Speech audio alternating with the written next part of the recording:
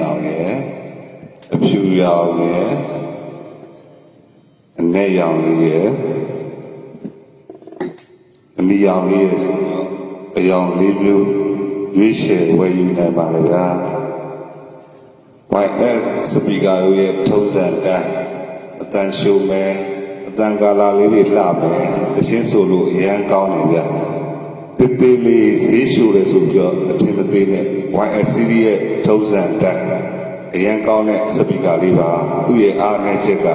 ဈေးနှုန်းတက်တာသူ့ရဲ့အားနည်းချက်ပါ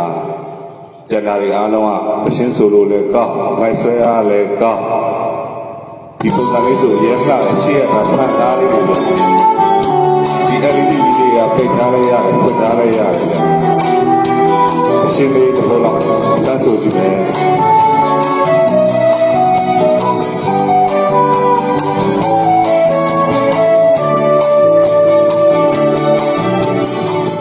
လူသားလုံးနဲ့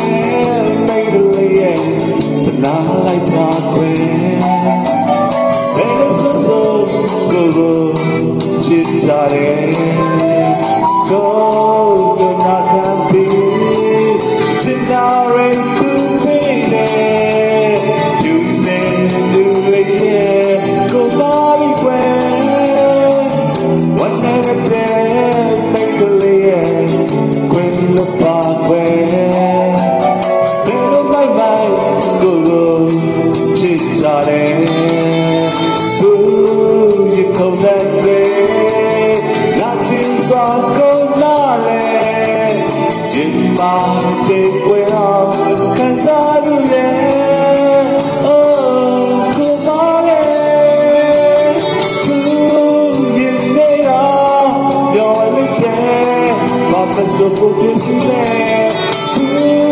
လုံးပါလေးကိုချစ်တယ်ကောင်းပါလေကိုရဘူး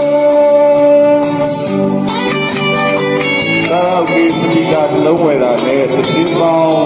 တောင်းကျော်ဆိုလို့ရတဲ့ဒီလိုစပီးဆော့ဝယ်လေးလက်ဆောင်ပေးတယ်ဗျာ